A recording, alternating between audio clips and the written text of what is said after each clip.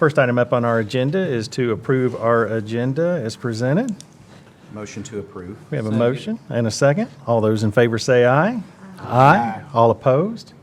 Motion carries. Moving on, I don't think we have anyone signed up for agenda input for today, so we'll move on to our consent agenda. I'll entertain a motion to approve our consent agenda as presented. We have a motion. Do we have a second? Motion and a second. All those in favor say aye. Aye. All opposed? Motion carries. Moving on to our financial report for February with Mr. Ray. Everybody should have in their board packets the February financial statements by fund. General purpose school fund revenues are flowing in as expected. We use the cash method to recognize the revenues at this point in year. The modified accrual method would be used at year end with the adjustments in June. So you can see we're at 7.7 million in revenue and about 7.1 million in expenditures. At this time of year, our revenues outpace our expenditures because we do go 2 months without state funding. State funding's over a 10-month period, but our expenditures are generally over a 12-month period. So our revenues are in excess of expenditures as the year moves towards the end, and that helps us to satisfy our cash flow needs at the end of the year. So everything's as I would expect it to be. Federal Projects Fund, if you look at the year-to-date actual, bottom line is we spend $40,000 more than we've collected. That's exactly 1 month of expenditures. And I always say I like to collect or be no more in arrears than 1 month. All the federal grants are reimbursement grants. So we spend the money, apply for reimbursement, get the reimbursement, and at that point I recognize the revenue. So again, using the cash method, so we are only 30 days in arrears, which is where I like to be. Makes Scott Ray happy. Yes. And School Nutrition Fund is the last. We are ahead of where I anticipated. We're in a surplus of about $44,000. I like to always be at the end of the year at or above what our commodities value is. Our commodities value is $40,000. So I anticipate us ending between $40,000 and $50,000. I think that would be great. As long as we don't have any equipment issues, I think we're in good shape. So another good year, pretty much all the way around thus far. Any questions on any of the three funds? Any questions for Mr. Ray regarding our February financial report? Hearing none, I'll entertain a motion to approve as presented. So moved. We have a motion. Do we have a second? We have a motion and a second. Any further questions or comments?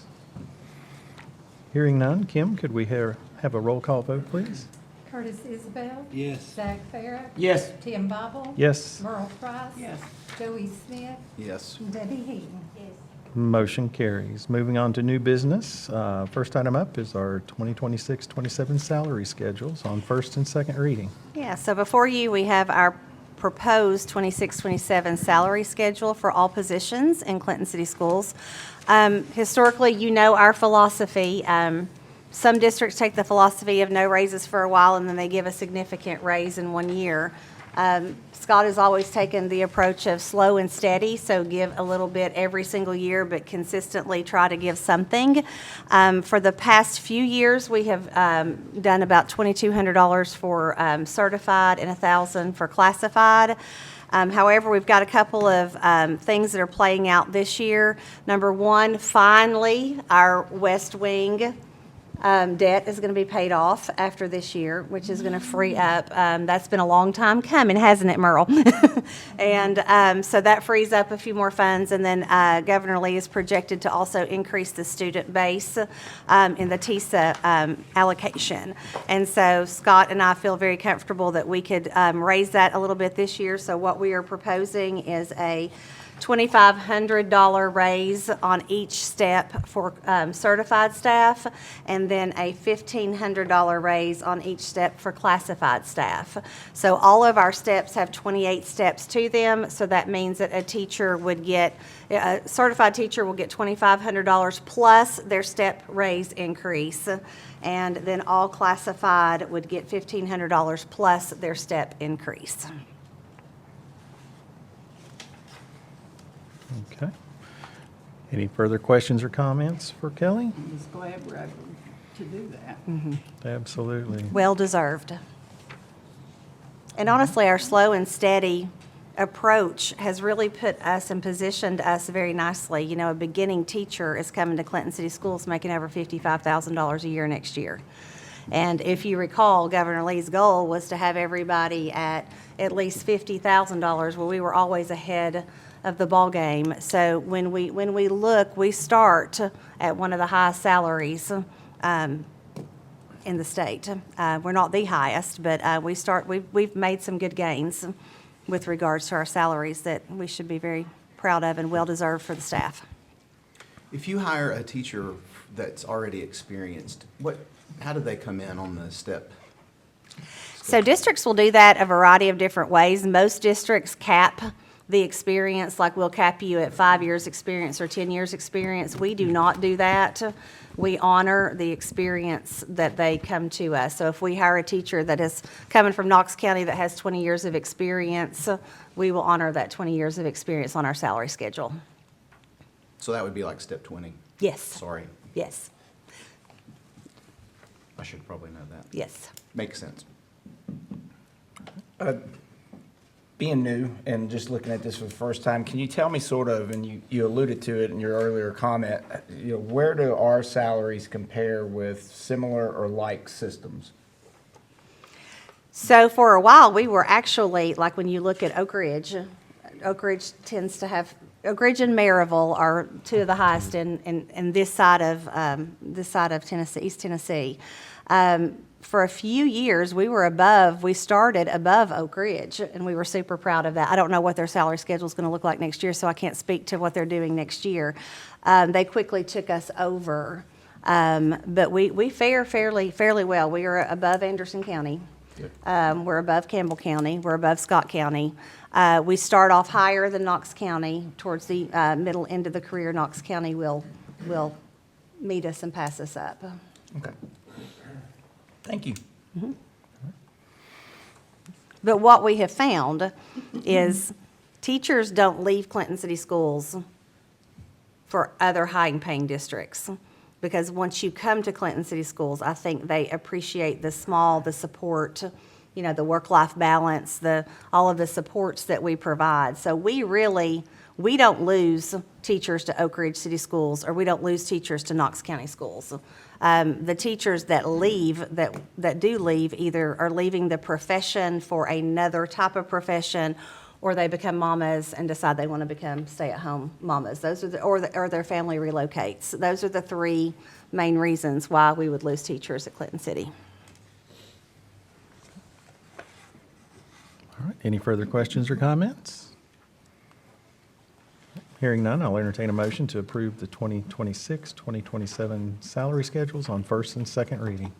So moved. We have a motion. Do we have a second? We have a motion and a second. Any further questions or comments?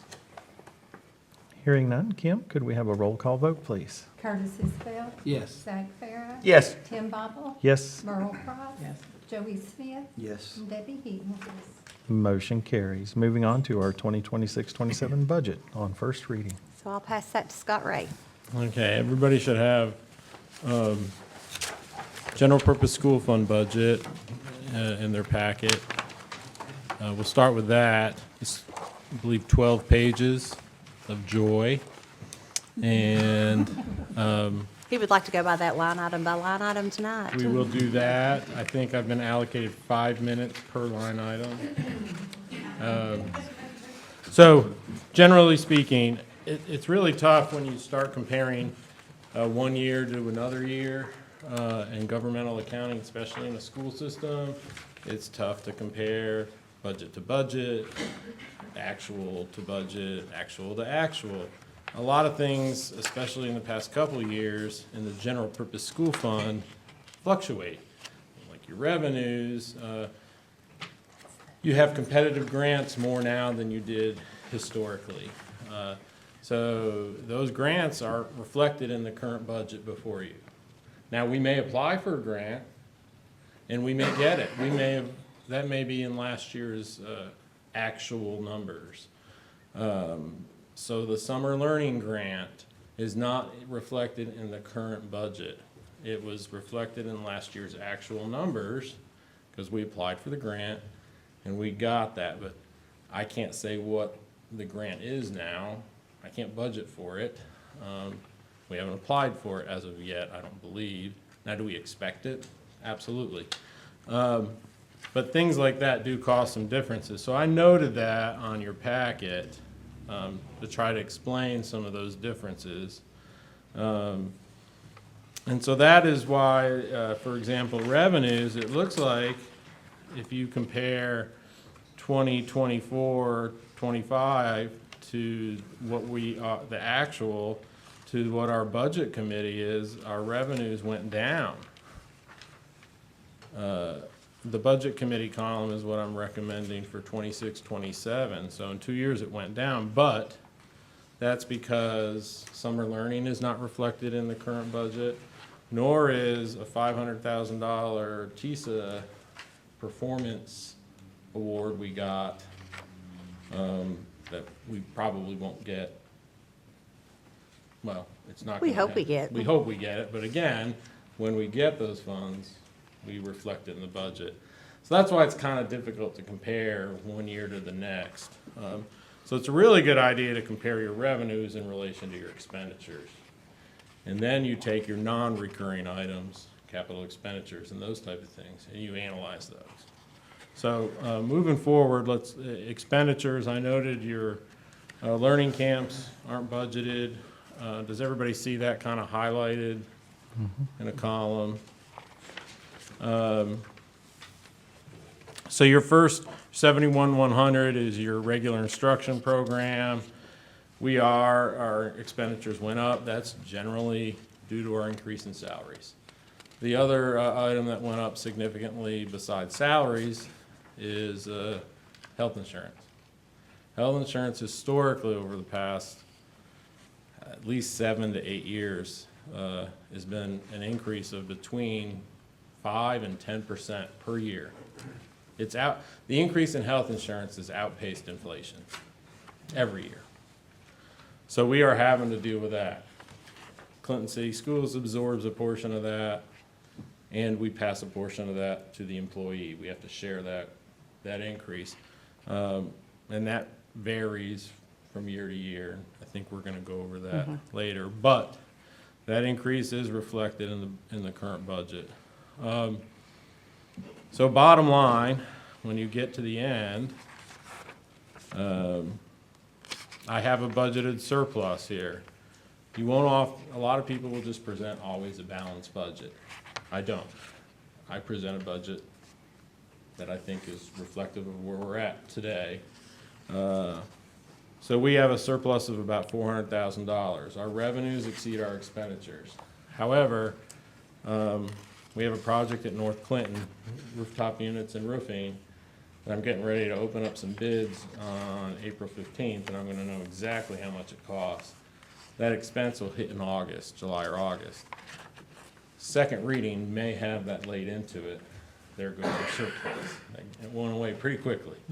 But at that time, I know what the cost is, so I can budget for it. I like to use that method. It makes the budget useful to us. Any questions on general purpose school fund I think you see there, we are adding 2 new positions. in my memo? Yeah. In the memo, he talks about it, but we are adding a full-time counselor at South Clinton Elementary. At this point, when our ESSER COVID money went away, we went back to sharing a guidance counselor at North and South. And with the mental health needs and supports that our kids are needing, we need a guidance counselor in each school. And so we'll be adding, so there'll be one full-time guidance counselor at every school again. And then you know that we're seeing that growth at North Clinton, and we've been having to kind of add a second class as that group goes up. So we added a third grade class last year. We're going to have to add a fourth grade class this year. So that will put North Clinton at 2 kindergarten, first, second, third, and fourth grade next year, with an anticipation of adding a fifth grade the next year. So that is in there. And then while we're talking about adding positions, if you read the Courier, there was a big headline that said Clinton City Schools adds a school psychologist. That is true, but that happened back in August. And so Karen applied to be at what's called a Project Raise district, knowing that school psychologists are very few and far between, and there's a great need for them. We qualified for this program that actually allows school psychologists to come and do their internship year with a school system. And so Samara Duncan came and joined Haley Patton this year and has kind of been an apprentice under her. And the grant is paying her to do her apprentice. And so when I opened up that paper, I thought that makes it sound like that we just got a school psychologist right now, but she's been with us all year as part of a grant. But our intentions would be, now that we have her, we're hoping that she chooses to stay with us, because the caseload and the testing and the student needs significantly have increased, and we could certainly use a second psychologist. So those are the And that cost added really positions. is in the budget, and I don't believe I included the grant again, because I wasn't sure if we're gonna get it again next year to cover that apprentice Right. portion of her salary.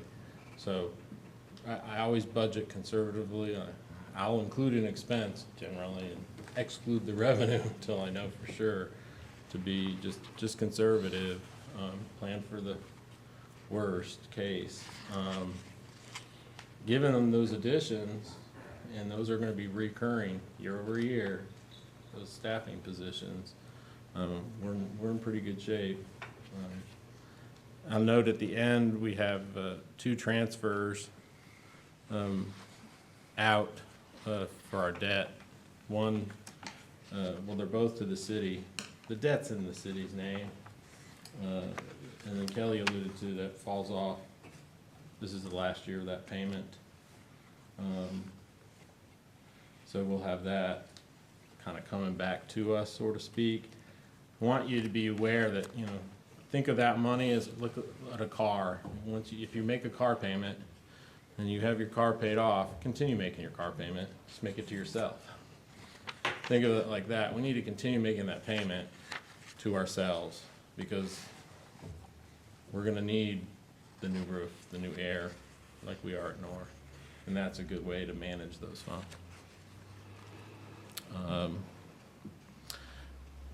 Any questions on the general purpose school fund? I know there's a lot there. Any overall questions?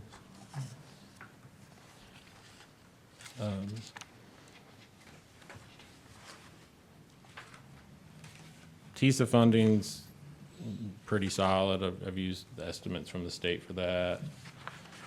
Sales tax, property tax revenue, kind of use historical trends. There's nothing in Tennessee's economy that's going to affect us in 1 year. That's what's great about Tennessee. It gets smoothed out over 5, 10 years.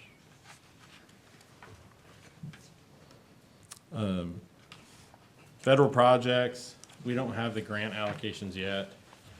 I estimated based on prior year grant allocations. And again, federal grants are administered through the Tennessee Department of Education. We are allocated a grant amount for those, and we quasi-apply. I mean, the funds are set aside for us. We fill out the paperwork. We communicate the program that we're going to perform that satisfies the grant requirements. They approve what we say we're going to do, and then we go forth and implement the program. And then we apply for reimbursement once we spend it, and that all gets budgeted in. Once we have those allocations, I'll bring those forth. Lori is currently applying for those applications, but we usually don't have final allocations until June, late May and June.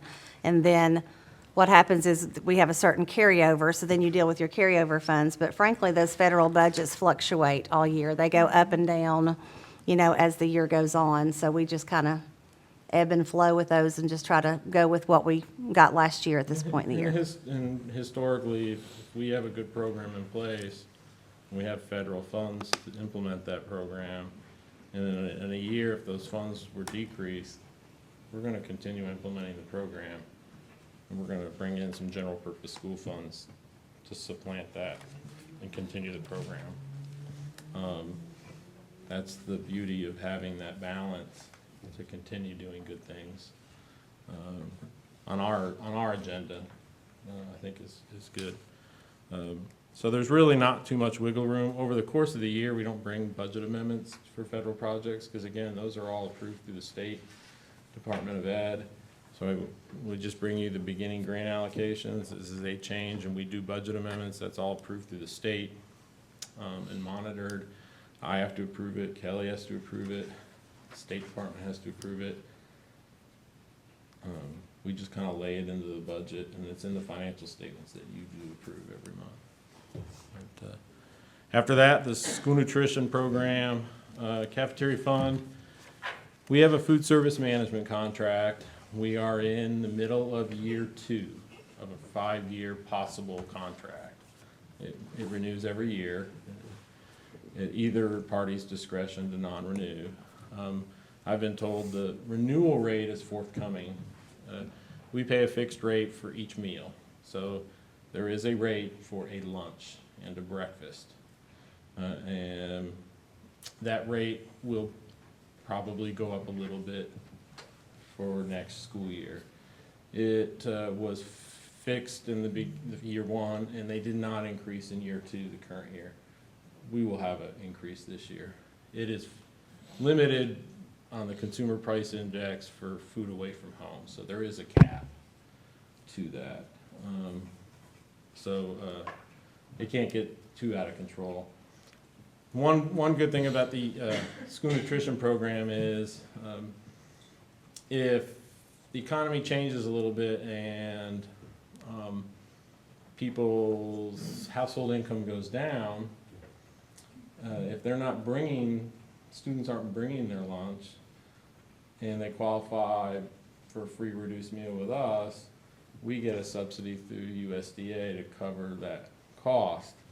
So fluctuations in the economy don't necessarily affect the school nutrition program overall.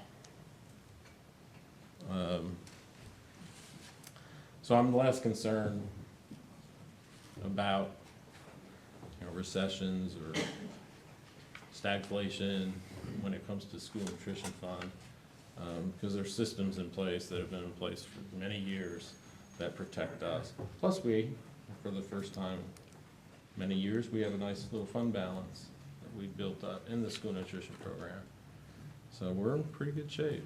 So I've just budgeted based on estimates. When that new renewal rate comes in, I'll lay that into the budget and we'll move forward from that time. Are there any questions? What I have not budgeted is anything for any of the capital projects for North Clinton about the expansion. I did budget some engineering fees and some architectural fees, but not like $3 million for the addition or anything. I have not put any of that in there yet.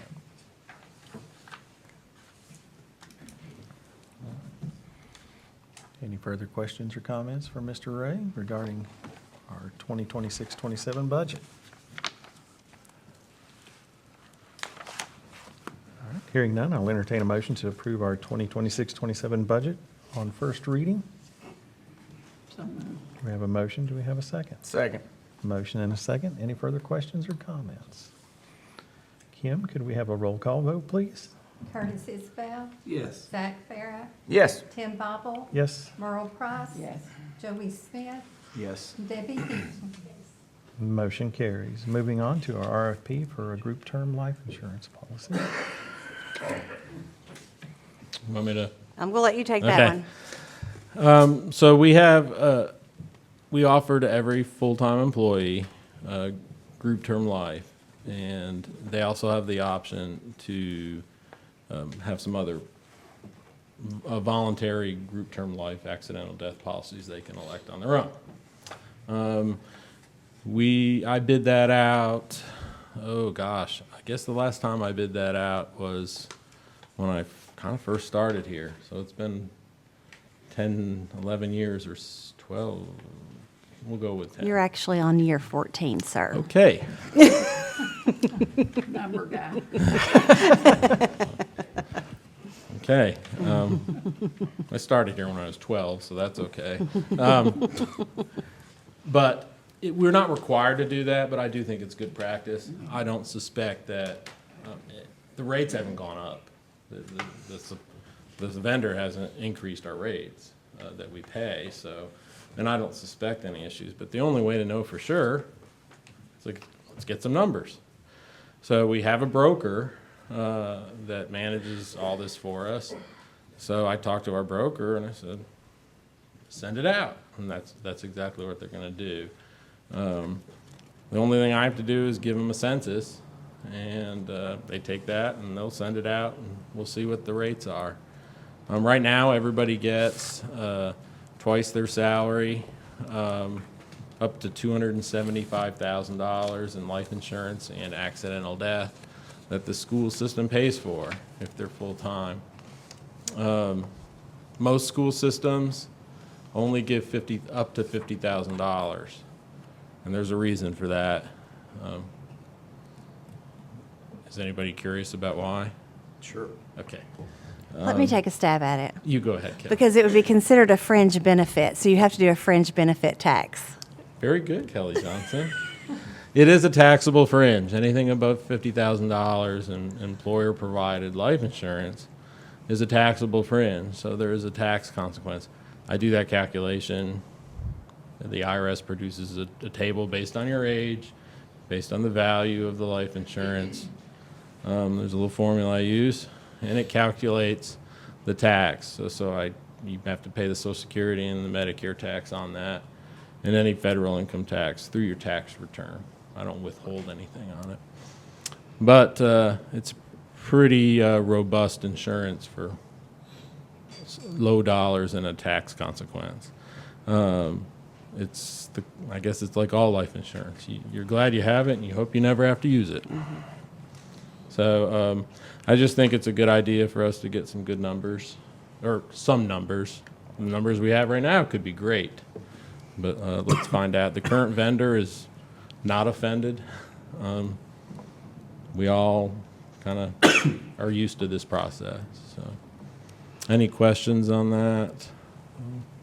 It also, sorry, as a side note, it's guaranteed issue. So if somebody who is a current, if we were to renew with even our current provider under the new agreement, it's guaranteed issue. So let's say I do want to add more insurance that I want to pay for.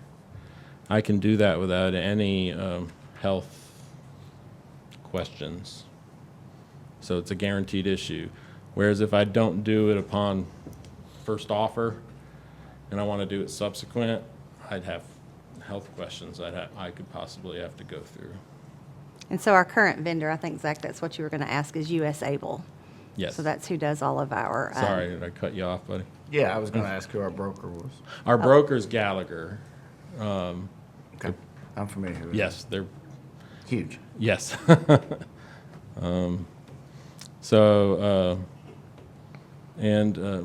We used US Able before we had brokers at Gallagher, and our rates did not go up, even though they were absorbed.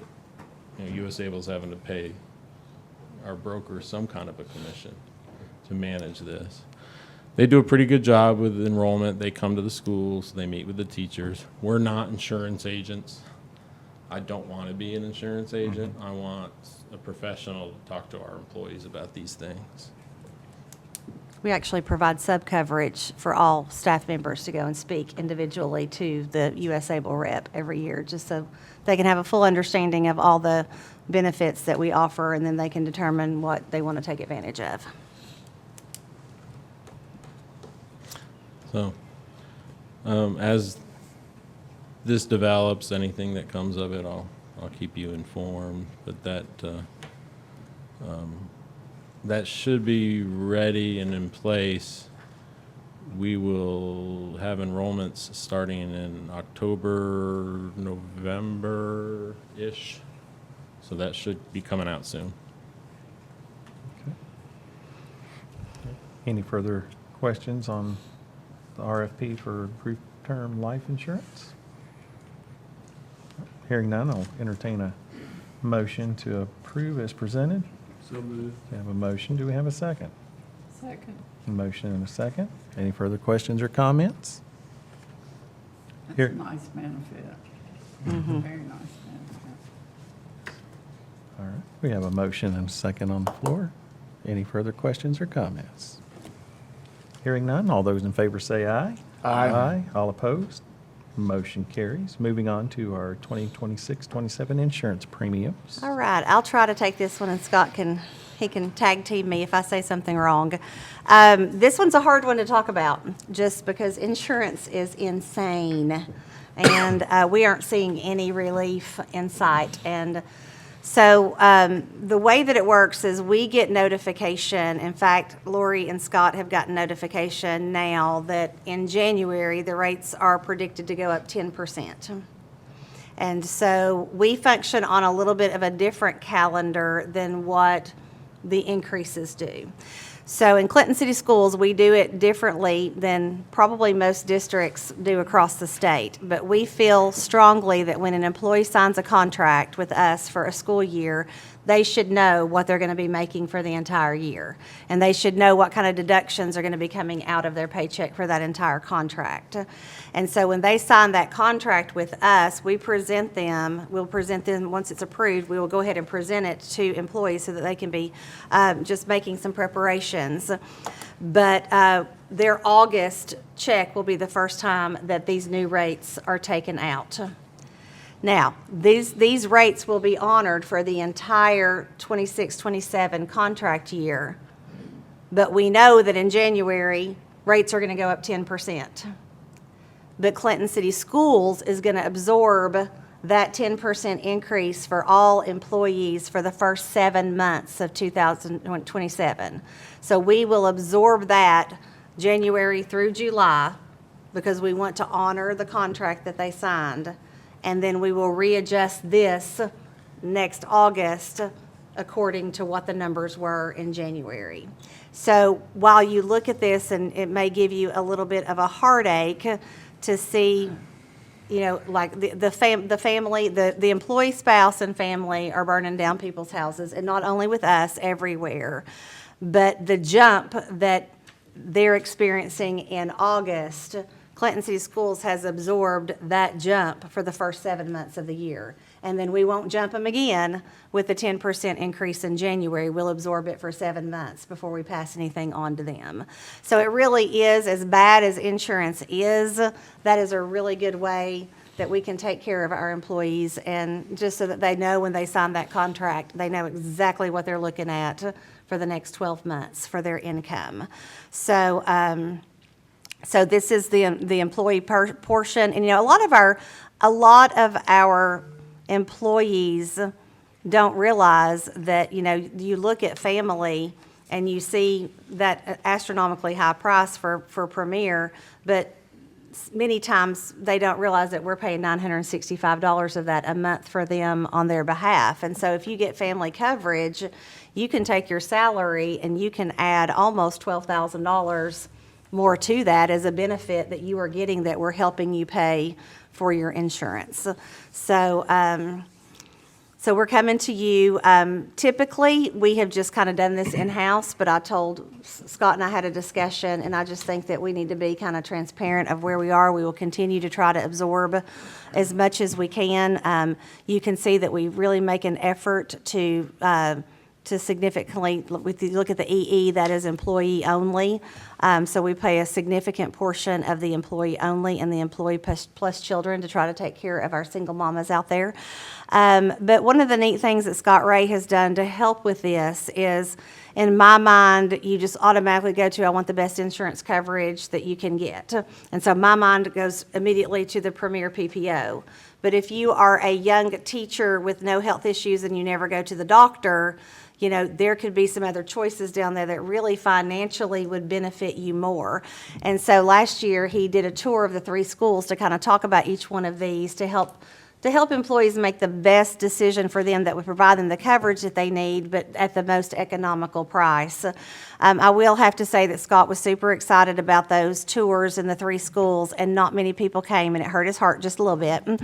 But we are going to offer that again this year, and his door is always open to help employees make the best decision that they can for their unique circumstance. And just glad so that- you know, we get our health insurance through the state, so we're with Benefits Administration, so it is state insurance. I'm glad that Kelly mentioned that younger, healthy teachers tend to elect the consumer-driven health plan. And since I too have elected the consumer-driven health plan, I also must be in that category of younger and healthy. So thank you. Or just stingy and old. I wasn't gonna go there, but we do. Yeah, there's. It's all the same plan. These tiers or methods of paying for it are just how the plan allocates the liability or the risk. That's all it is. It's the same health insurance. It's the same covered doctors, the same groups. So it's, if I go to Dr. Malagon, whatever plan I pick, he's still part of it. It's just whatever tier I pick is, my copay may be higher, my out-of-pocket maximum may be higher. I just try to teach the employees that to evaluate these plans and utilize the tax advantage of the health savings account. It was pretty well received by all 3 people, I think. So, We really do try to educate staff on the health savings account, though, because that is truly a nice benefit. All right. Any further questions for Mr. Ray or Kelly? Mr. Chairman, I do believe I probably at this point need to say that it hasn't happened yet, but my wife will be joining central office to work. Since we're voting on a benefit for an employee, and she's not worked for Clinton City Schools before, but she will be, I'm assuming, if you still let her come, in the next few months. So I needed to, in the public forum, let everybody know that. But of course, I always support anything that benefits our teachers and employees. Right. And I don't see that as a conflict of interest. I see that as a benefit to all teachers and staff that we Yeah. have. All right. Any further questions or comments? You know, I'm in favor of taking care of our teachers. I think, you know, as a board, the message that we can give them is we want to build the best team, and we think they're the best team, and any way that we can, within our fiduciary capacity, reward them and signal to them our support. It helps reduce turnover. And, you know, we have a great team, and we want to keep that, because the result is the kids get the best instruction from the best people. So anything as far as a board that we can signal to them that we care and that they're valued, and as long as he says we're financially responsible, let's go. Yep. All right. Any further questions or comments? All right. Hearing none, I'll entertain a motion to approve our 2026-27 insurance premiums as presented. So moved. We have a motion. Do we have a second? Second. All right. All those in favor say aye. Aye. Aye. All opposed? Motion carries. Moving on to reports and information from principals. Okay, let's hear from our fabulous principals. And it looks like Abby Kidwell, you are on the end, so we will start with North Clinton Elementary.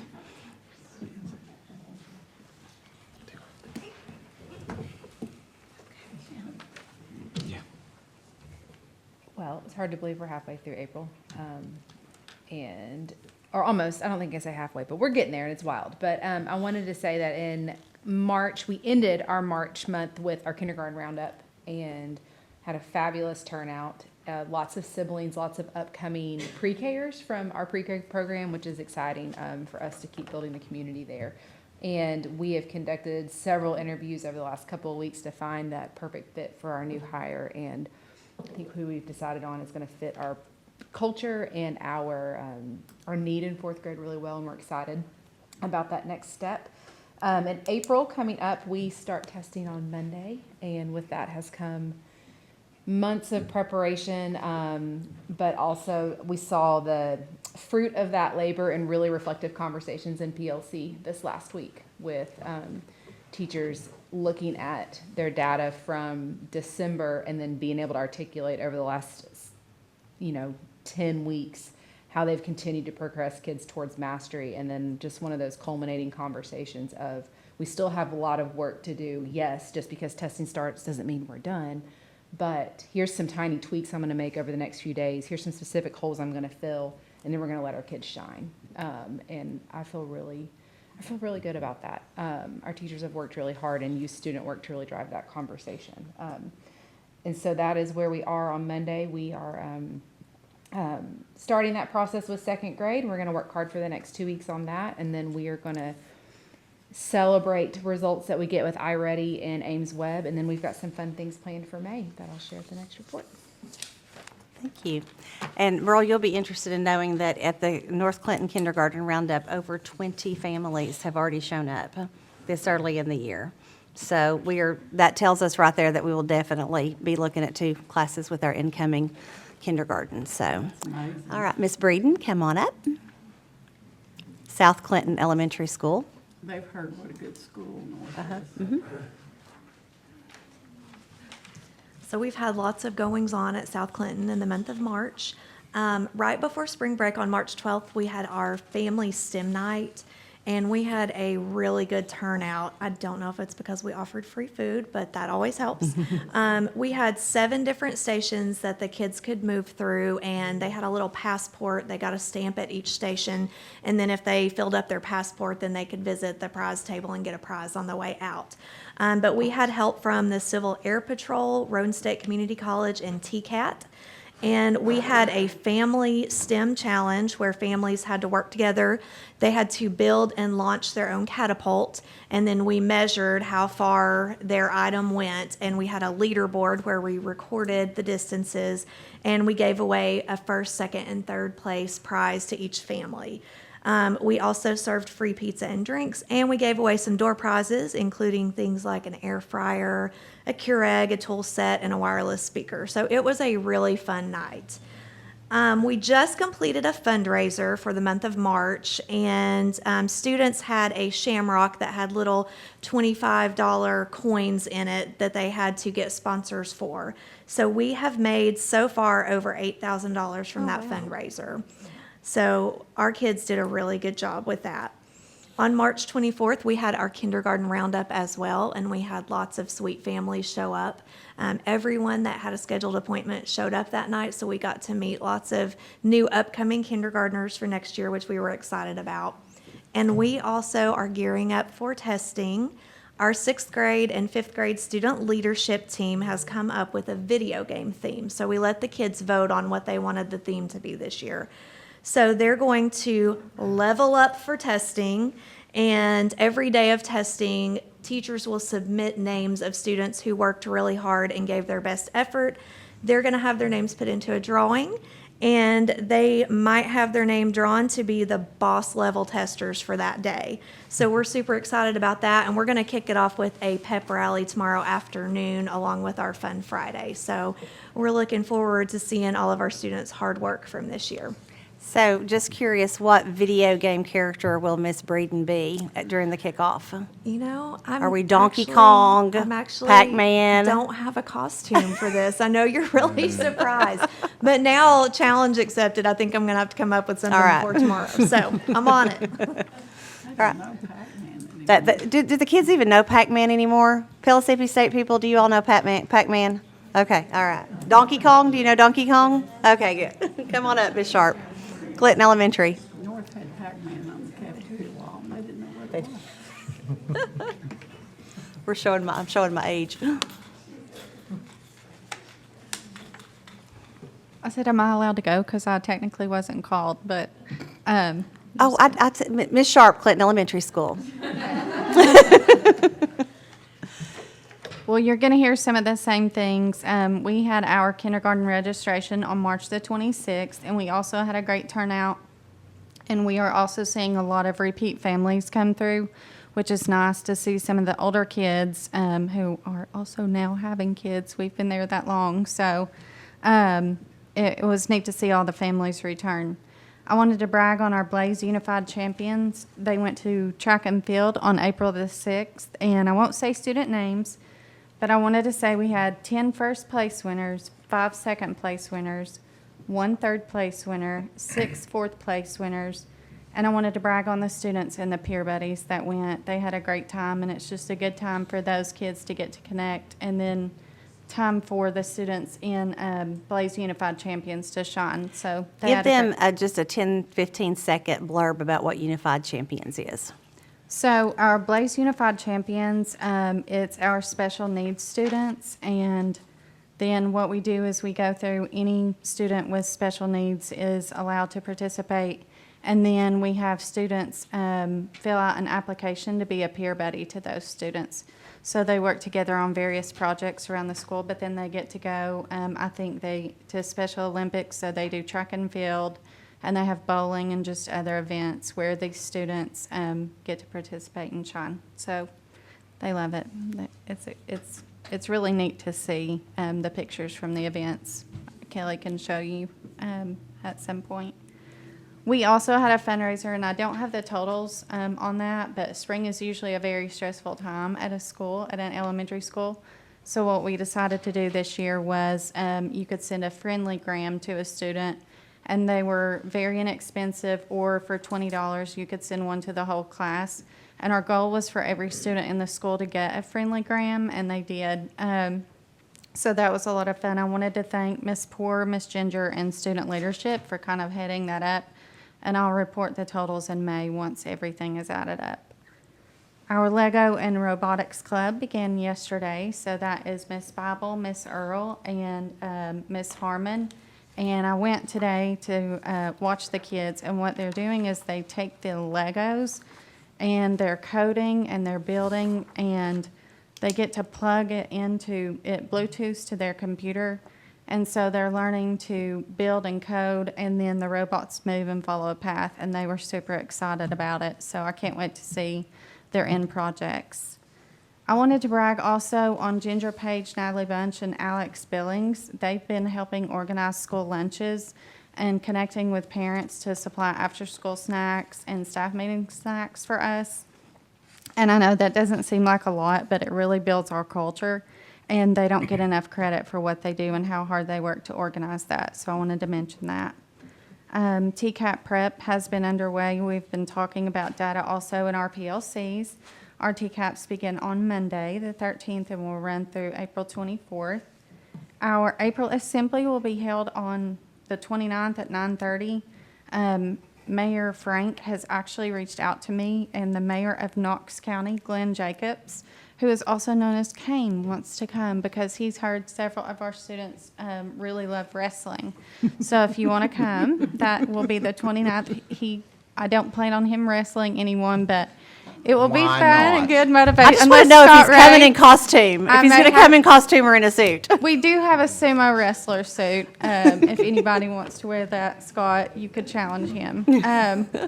But that's pretty neat. I thought it was sweet that he wanted to recognize and support our students.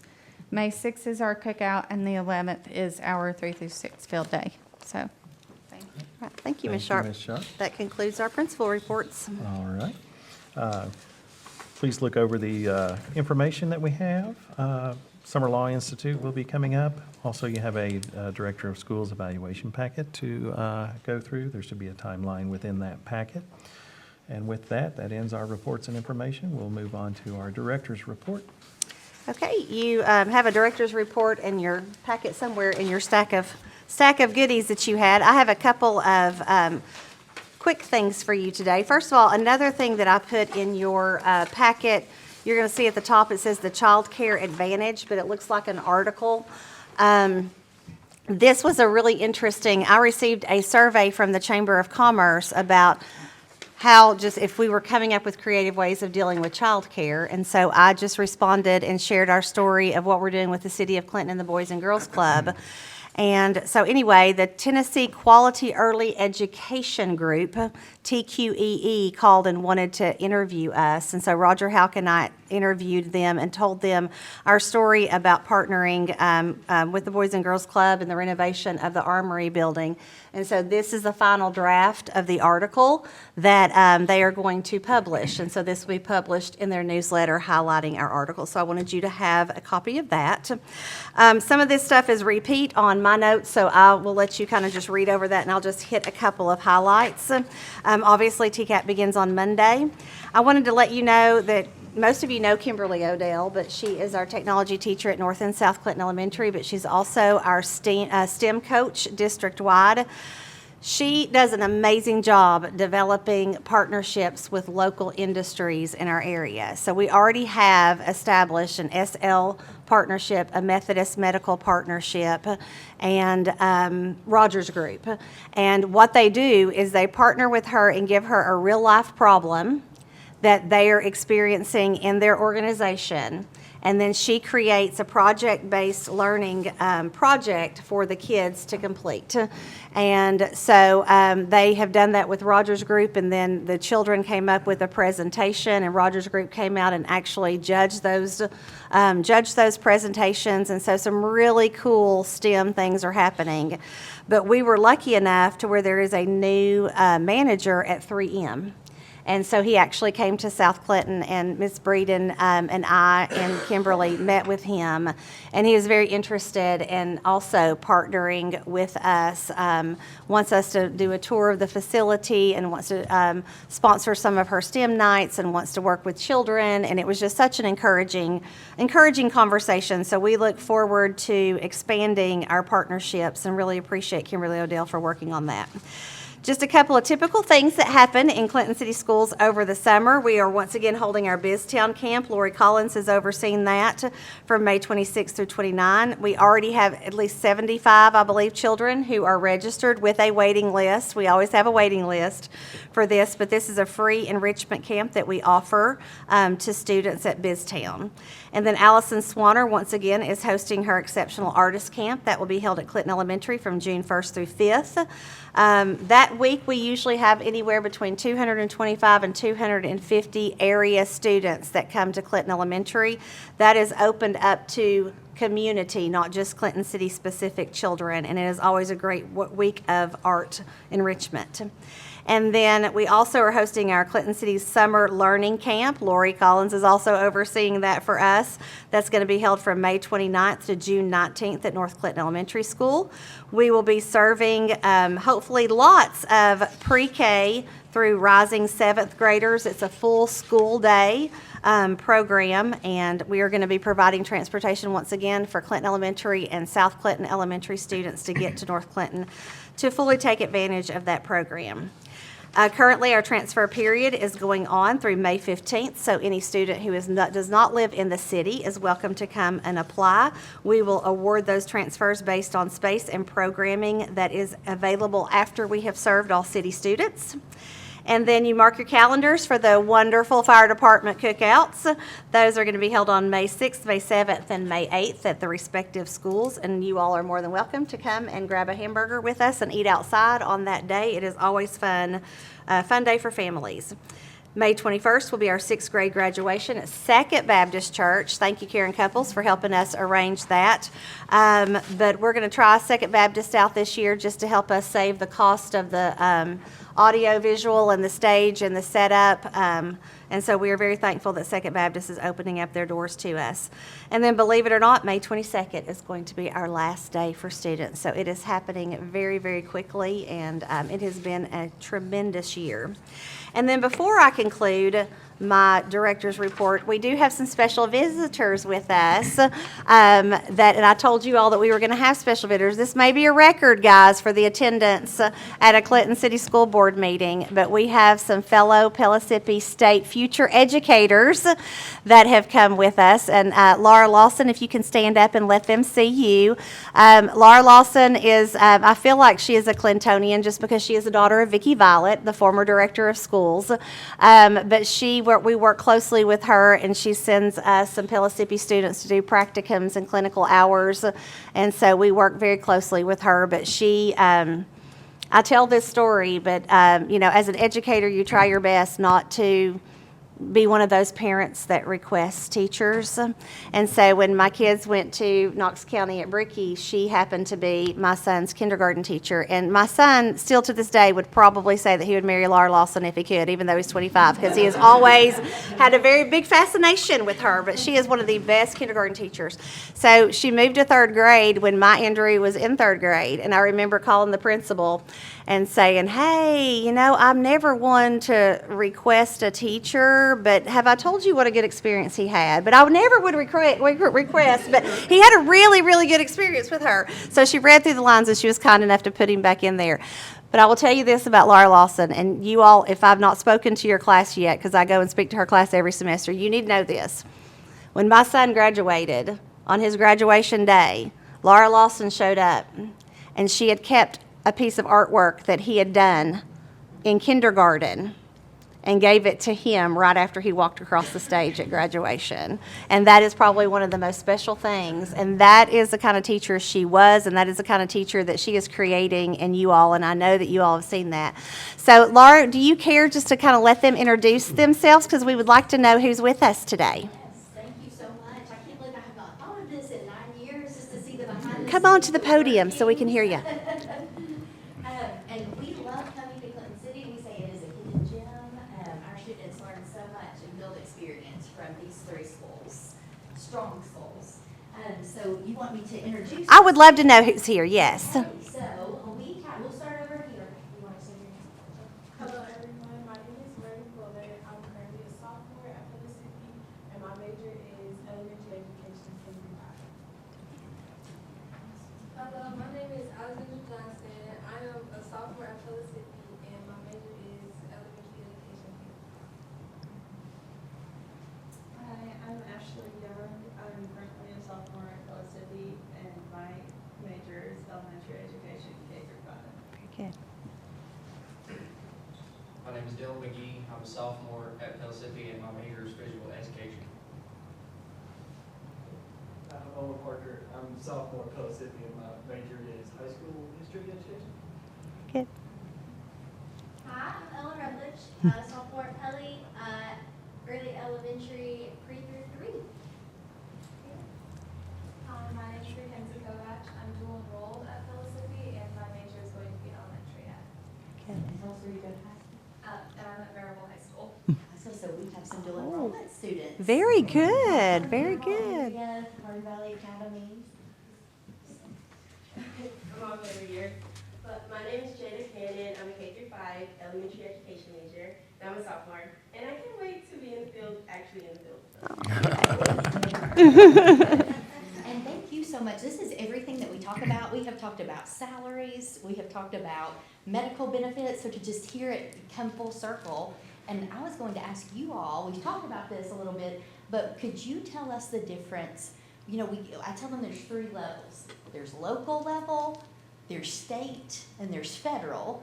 So for example, the RTI, the law for finding if a student really does truly have a learning disability, the federal level would say, okay, we want every state to find a systematic way to identify these students. On the state level, we would say we picked RTI squared. That's how we're going to do it in the state of Tennessee. And the local level would be, okay, this is the series of workbooks that we're going to choose. This is how many interventionalists. But if you all could just, because we got to see the local level tonight. So maybe if one of you all could just kind of generally tell what the purpose of a school board is. Anyone want to take a shot at that? The school board is the policy-making body for your local education, LEA. What does the A stand for? Yep. Agency. Agency. yeah. Agency. So basically. We depend on them to keep they let us know what we need to be doing, but our job is to keep the focus on the local, that we serve our community. We don't serve Nashville or Washington, D.C. And this board, uniquely, we don't serve different parts of the county or different parts of town. We serve one city. We're all on the same page on what our vision is, which is to have, for a small town, we have an incredibly successful, efficient, and high-ranking system. And we always I think we keep that as our focus, that local is the most important aspect of what we do. And so when he says he's in charge of policy, so when Laura talks about the federal and the state, we've got federal laws that we have to follow. We also have state laws that we have to follow. But this body has to develop policies and procedures and how we implement and meet those federal and state laws at the local level. And so we did not approve any policies tonight, but we have a great big policy book, and they are responsible for approving the policies that we bring to them. And if they want to make edits, or there has to be a first and second reading of every single policy that we have. But then once those policies are been set, then me and all of our staff at Clinton City Schools are held accountable for following those policies. And so them as a school board, they have one employee, and that is me. And so most of you all will have a principal. I get to have 6 bosses, but I have the best 6 bosses in the world. They're fabulous. But they employ me, and then everyone else is employed by me in the system. And so they answer to me, but then I have to answer to these 6 people to ensure that I am ensuring that all of us are following the policies and procedures that they have set forth. And so what you saw them do tonight is part of their other big responsibility is overseeing the budget. And so we're going to get federal money, and we're going to get state money, and we're going to get local money. And there are 3 pots of money in every single school system. There's a general purpose fund, there's a federal fund, and then there is a cafeteria fund. And so what you saw them do tonight is we presented the first reading of the budget for next school year. And then we will come back next month, and Scott will have made some tweaks, and then we will approve the second reading. And then once that second reading is done, we have to take it to City Council, because City Council is considered our funding body. And so it will have to be approved from City Council before July the 1st. So that's kind of an overview. And all of these fine people up here are elected by the City of Clinton. The City of Clinton has 3 different wards, conveniently named Ward 1, Ward 2, and Ward 3. And kind of like our schools, we're Clinton, South Clinton, and North Clinton. But we have 2 representatives from each ward, and so they are elected by the community to serve a 4-year term. And so that's kind of a general overview, but while you've got these fine people in front of you, does anybody have a specific question that you would like to ask them?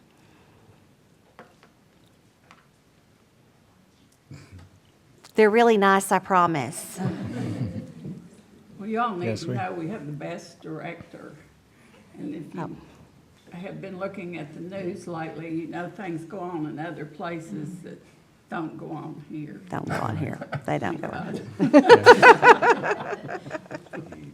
Well, it's important as you all are moving through. Number 1, our district webpage is clintonschools.org. So when it comes time for you to get a job, you need to apply to us. And I will be, do I get to come and talk to them later, Laura? Okay. So I usually go and talk to their class once a semester. But honestly, when you are looking for a place, you want to look for a system that the community, the city council or county commission, school board, and just residents rally around their school system. Because what you all hear is a lot of the political noise, because there is a lot of people in Nashville who think that they know how to run school systems. Everybody's gone to school, so everybody thinks that they know how to run a school, and there's a lot of negative publicity about what we do out there. That may be true in another place, but it is certainly not true in Clinton City Schools. And so, I'm excited that you are passionate about this. For me, and I hope for you, the power of public education is we love and we support every kid that walks through the door. And we don't say no, we don't pick and choose. If you come through our door, we are going to love you, and we are going to grow you, and we are going to support you. And we're going to have high expectations for you, but we're going to give you an abundance of support and help you get there. And what you are choosing to do is so needed in our community. And so as you go through Pellissippi, and whether you do the Rhone State or the Tennessee Tech or whatever path you choose to go, do not let the political noise distract you from doing what you feel like you need to do. This is a great mission field. It's a great place to serve. And if you ever want to come see us in action, you are welcome to come. And if we can ever support you in your journey in any way, we would be more than happy to do so. We are honored that you came to see us tonight. Yes, thank you all for coming, and we will all be available here after the meeting. If you think of any questions or anything at all, feel free to come up. We do thank you for coming. It typically is a quick meeting, but it's a needed meeting, but it can be kind of boring. But we know you had the time of your life. But we thank you for coming and spending some time with us. And with that, anything else to come before the board? Here. Next Saturday is Clinton's Mosaic Art Festival.